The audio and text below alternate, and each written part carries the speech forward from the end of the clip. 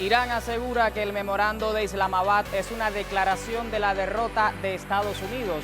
Teherán descarta cualquier negociación sobre las capacidades militares de defensa y de disuasión del país. Abelardo de la Espriella fue declarado presidente electo de Colombia este miércoles. Iván Cepeda reconoció los resultados, pero denunció la injerencia en la jornada comicial.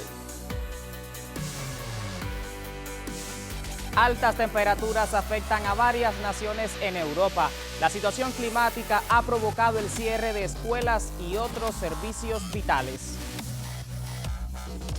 Saludos, bienvenidos a El Mundo Ahora, con los adelantos de las noticias más relevantes de la jornada. Ya comenzamos. Acompáñenos durante los próximos 27 minutos de programa.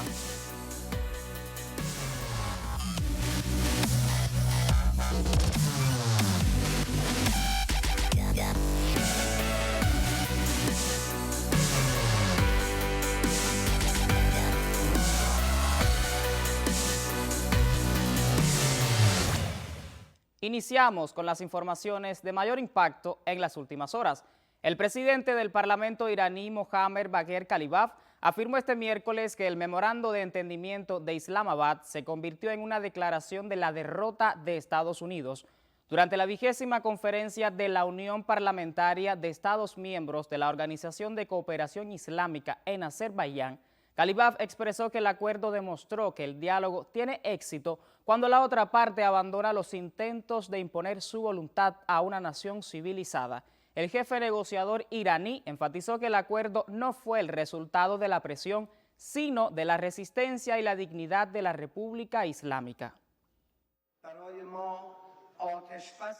El acuerdo marco alcanzado entre Teherán y Washington con vistas a poner fin a la guerra en Medio Oriente es una declaración de derrota de Estados Unidos. Eso afirmó el miércoles el jefe del equipo negociador iraní y presidente del Parlamento, Mohammad Bagher Khalibaf. El memorando de entendimiento de Islamabad no es el fruto de presiones o de coacción, sino el resultado de la resistencia y la determinación de la valiente nación iraní. Demostró que el diálogo solo puede tener éxito cuando la otra parte renuncia a imponer su voluntad a una nación civilizada y acepta nuestros derechos. Por eso el memorando de entendimiento de Islamabad ha adquirido el valor de una declaración de derrota de Estados Unidos.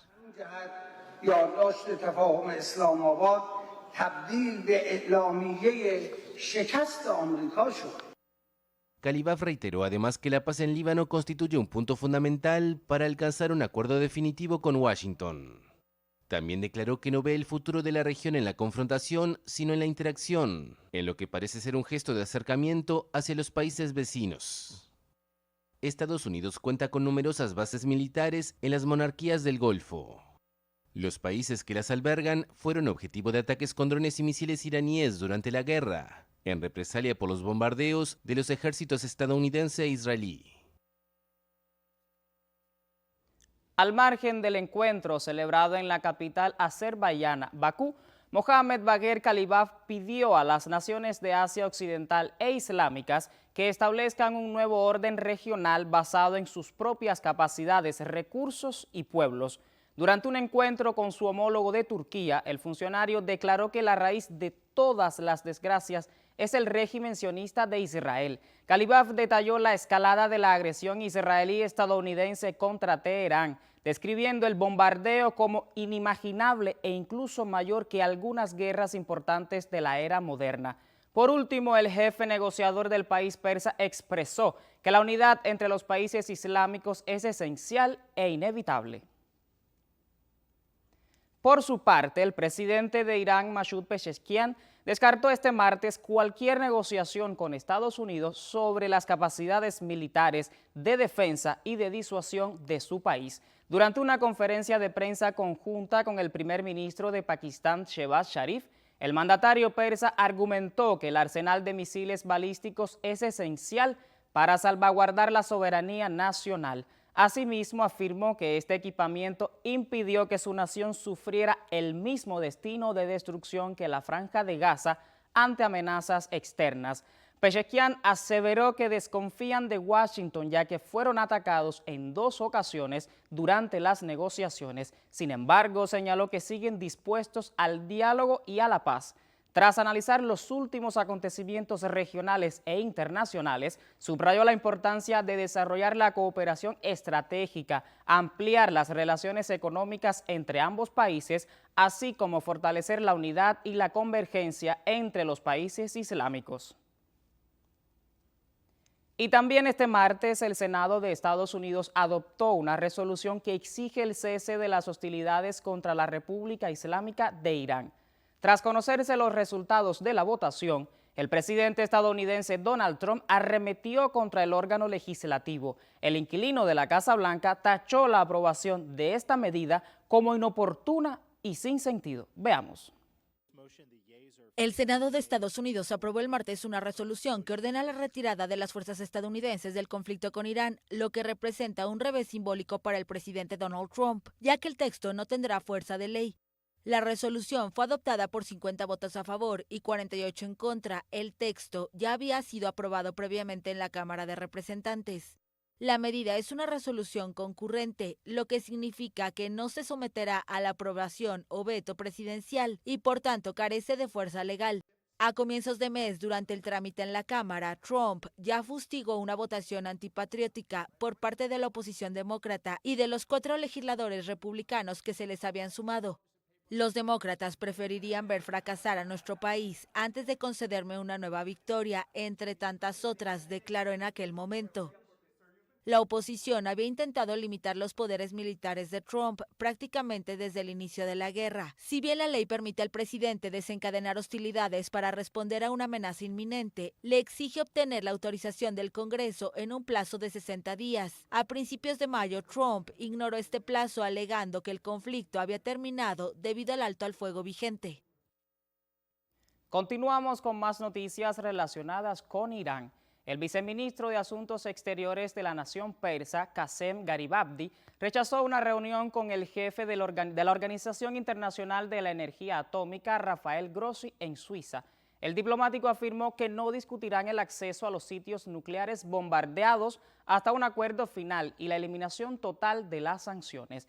Previamente, el martes, el representante iraní ante las Naciones Unidas en Ginebra afirmó que actualmente no hay necesidad de que los inspectores del organismo atómico visiten Irán. Veamos. Con respecto a la OIEA, hay 2 cuestiones, una cuestión principal y la situación actual. El problema principal, como les dije, es que en algún punto habría una especie de implicación de la OIEA y sus inspectores, porque creemos que son la única entidad habilitada para monitorear y verificar cualquier acuerdo con respecto a las actividades nucleares iraníes. No hay ningún otro mecanismo para verificar. En algún momento concreto habría una implicación de los inspectores de la OIEA. No se necesita ningún tipo de acuerdo porque es bastante claro que este es el único organismo habilitado. Pero lo que estamos discutiendo es la situación actual. En esta situación, ambos lados han aceptado mantener el status quo y para mantener este estatus creemos que no necesitamos ninguna implicación del organismo para monitorearlo. Pero cuando lleguemos a un acuerdo técnico sobre los detalles de las actividades iraníes, aparentemente ahí se produciría una implicación de los inspectores de la OIEA. Pero lo que digo ahora es que por el momento no hay necesidad para que los inspectores de la OIEA vengan a Irán. Pero eso no niega el hecho de que en cualquier acuerdo sobre el tema nuclear hay una gran posibilidad y legitimidad para que la OIEA desempeñe un papel. Durante una conferencia de prensa el martes, el embajador iraní ante las Naciones Unidas en Ginebra se refirió también a la agresión sionista contra el Líbano. El diplomático subrayó que los ataques contra las zonas del sur del país y la capital, Beirut, constituyen una línea roja para Irán. Mientras tanto, a pesar del frágil acuerdo por las tensiones existentes en la región, la ciudad de Nabatiyeh, en el sur del Líbano, vuelve a estabilizarse desde la implementación de la tregua pactada. Los habitantes desplazados están regresando y la vida poco a poco vuelve a la normalidad. En Nabatiyeh empezaron las obras de limpieza.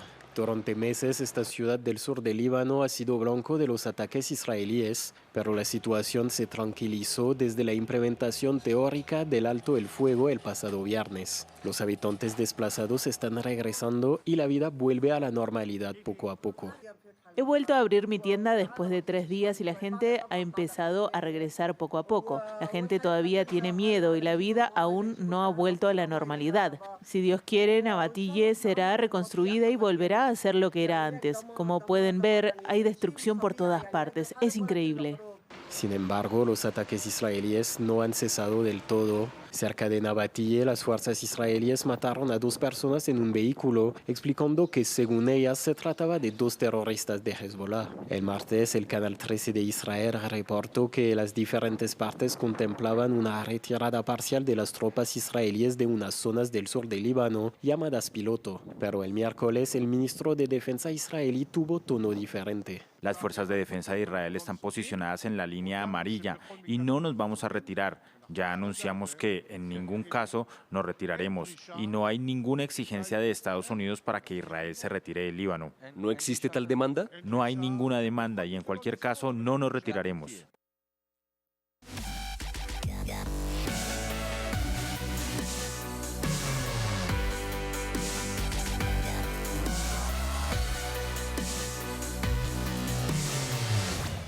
Cambiamos de tema.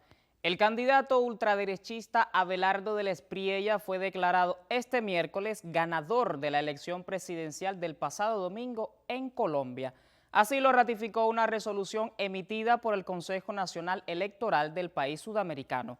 Del Espriella, postulado por el Movimiento Defensores de la Patria, obtuvo 12.960.066 votos, mientras que su rival de izquierda, Iván Cepeda, del oficialista Pacto Histórico, alcanzó 12.070.312 papeletas. Abelardo asumirá la presidencia el 7 de agosto venidero. En esta jornada de miércoles también trascendió que Iván Cepeda aceptó los resultados de la jornada comicial.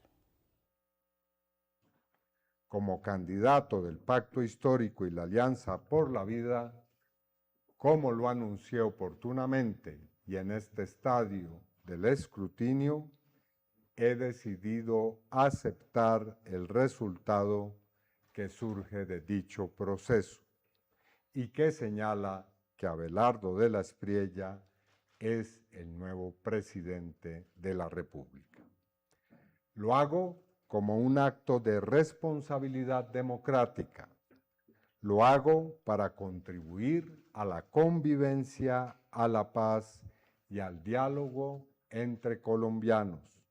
Lo hago porque creemos profundamente en la democracia y porque estamos convencidos de que las diferencias políticas deben resolverse mediante la participación ciudadana, el respeto a las instituciones y la deliberación pública. En su mensaje, Cepeda también denunció la injerencia en asuntos internos de Colombia llevada a cabo por el presidente Donald Trump a favor del candidato del Espriella. De igual modo, cuestionó la legitimidad del futuro ejecutivo debido a otras prácticas realizadas durante la campaña. Sin embargo, aceptar el resultado electoral no significa renunciar a la verdad ni guardar silencio frente a hechos que consideramos graves y que marcaron esta campaña presidencial.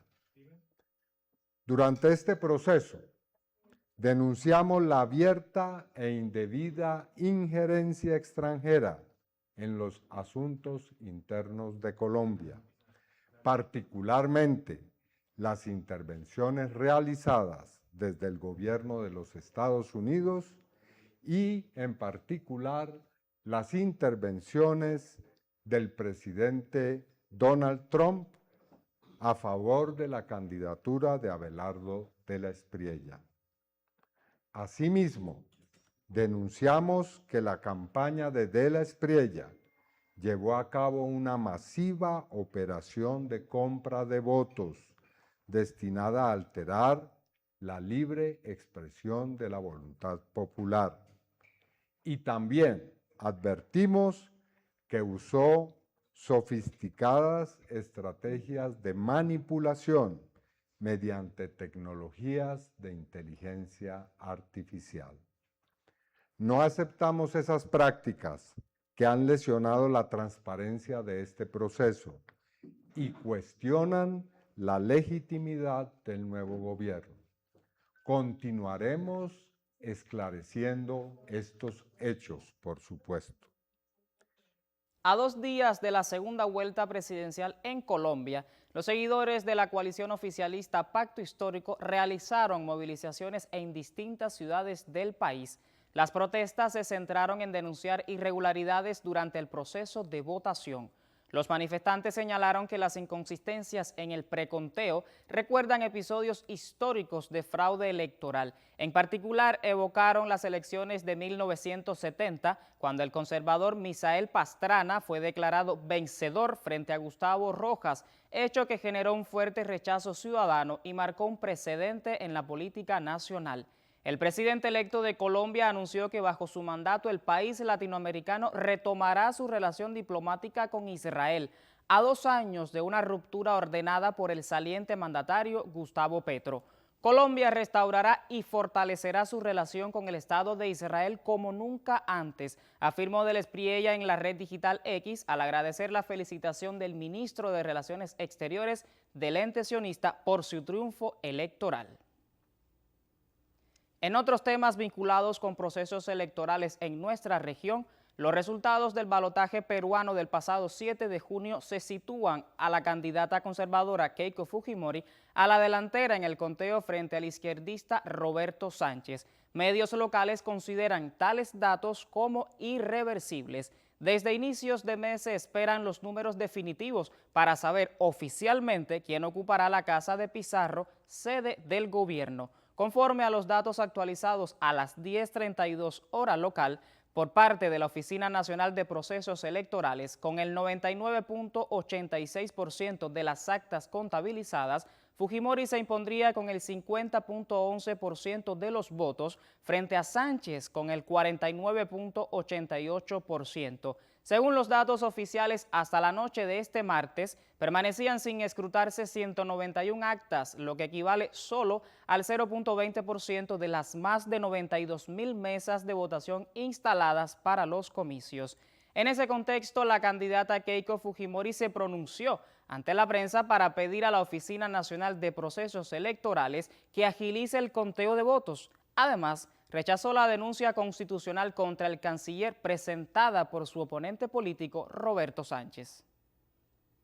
Keiko Fujimori salió al frente para pedir a los entes electorales agilizar el proceso de escrutinio que permita al país conocer al ganador de la segunda vuelta presidencial.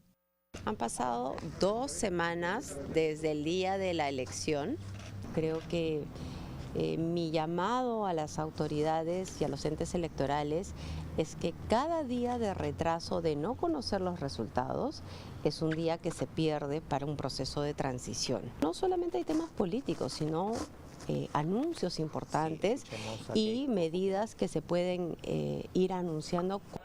Desde su local de partido, aseguró que de ser elegida como mandataria, una de sus prioridades será reunirse con el actual presidente del Banco Central de Reserva, Julio Velarde. Lo primero que voy a hacer es solicitar una audiencia con Julio Velarde.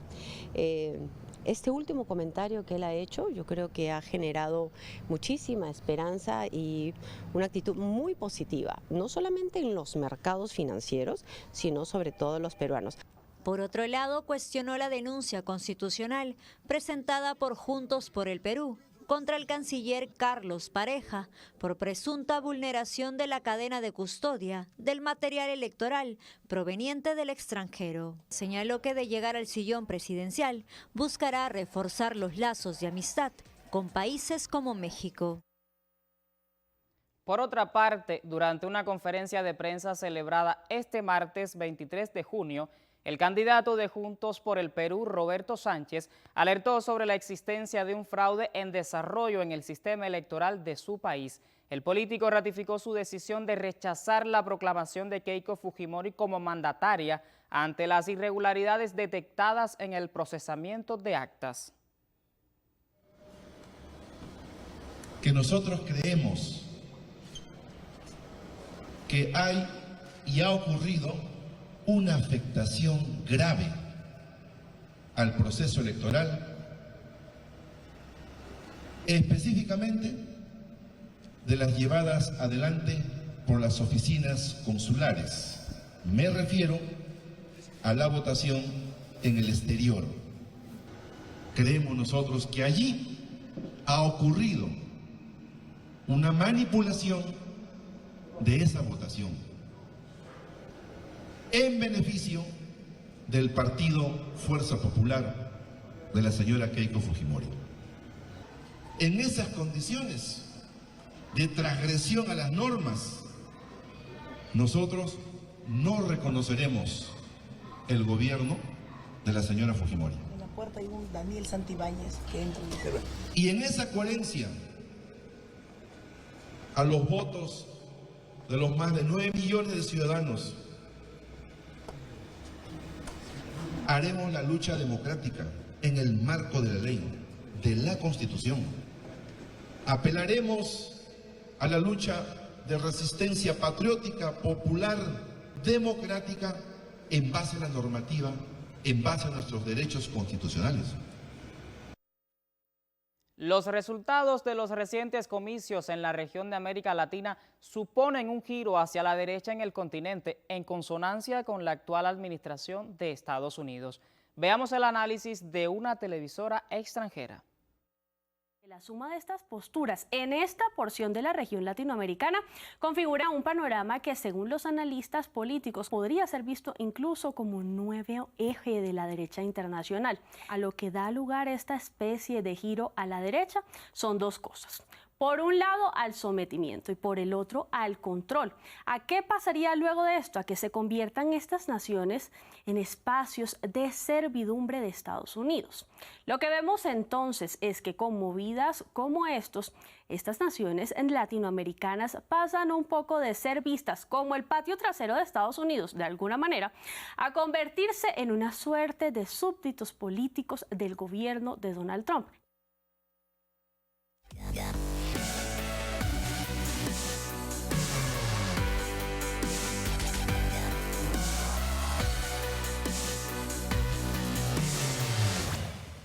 Cambiamos de tema. Una masa de aire extremadamente caliente mantiene en vilo a gran parte de Europa con temperaturas que superan los 40 grados Celsius. Casi 100 millones de personas han quedado expuestas a las altas temperaturas. En los últimos días se han elevado los niveles de alerta en Alemania, Suiza e incluso en el Reino Unido, que este miércoles batió el récord de temperatura para un mes de junio. Veamos. Los europeos siguen sufriendo una ola de calor que trajo temperaturas en torno a los 40 grados Celsius en varias regiones, especialmente en Francia y España. En Reino Unido, los termómetros alcanzaron casi los 36 grados, un récord histórico para un mes de junio, en un país donde los veranos suelen tener temperaturas mucho más bajas. Agotador, hace muchísimo calor. No suelo estar acostumbrado a esto, pero lo voy sobrellevando. Esto parece ser la tendencia y en lugares del norte de Europa que no tienen edificios preparados para estos calores, tendrá que haber un cambio de mentalidad en cómo gestionamos eso y nos adaptamos.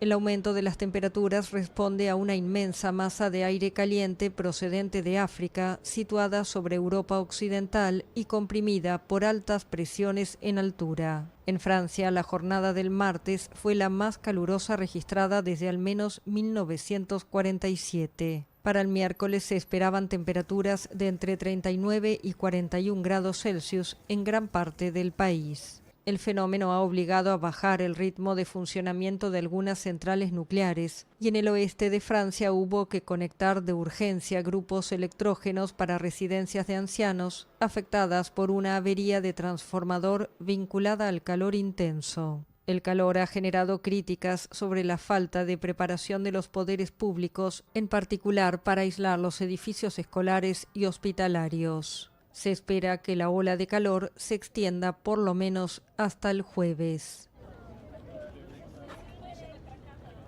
La actual situación en el continente europeo ha provocado el cierre de escuelas, afectaciones en el transporte, así como la suspensión de actividades en sitios icónicos como la Torre Eiffel.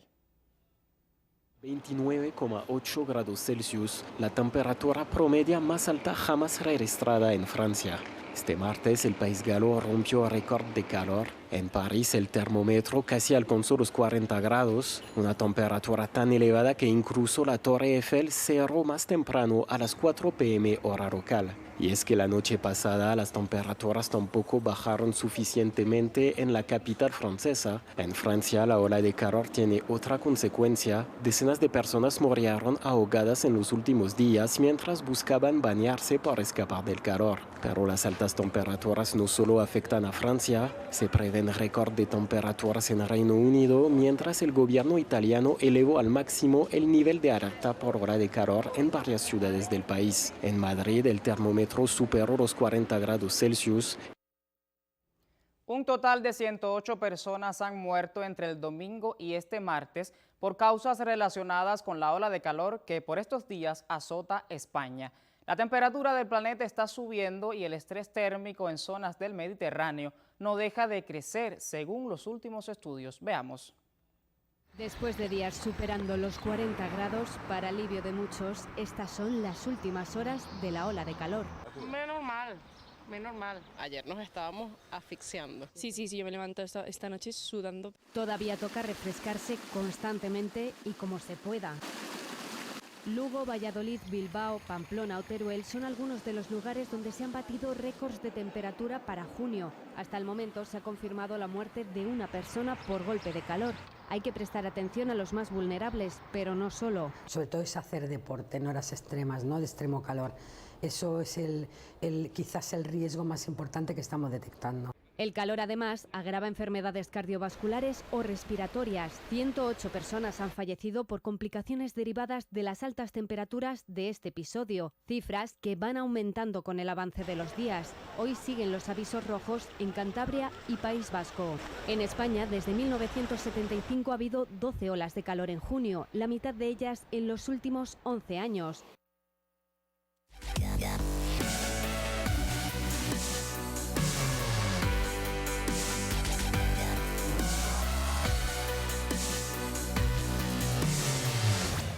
Y antes de finalizar, le informo que 2 terremotos de magnitud 7.2 y 7.5 sacudieron este miércoles el centro de Venezuela hacia la costa norte. Así lo informó el Servicio Geológico de Estados Unidos. En redes sociales digitales, periodistas y habitantes publicaron imágenes que muestran el colapso de edificaciones en Caracas. Medios locales reportan que los sismos también fueron perceptibles en áreas de Colombia, Curazao y Aruba. Asimismo, el sistema de alerta de tsunami de Estados Unidos emitió advertencias para Puerto Rico y las Islas Vírgenes. Al cierre de esta nota se reportan cuantiosos daños, personas heridas y atrapadas bajo los escombros, así como se han activado protocolos de actuación ante situaciones de emergencia. Sin embargo, la cobertura de este siniestro continúa en desarrollo y le actualizaremos en próximos espacios informativos.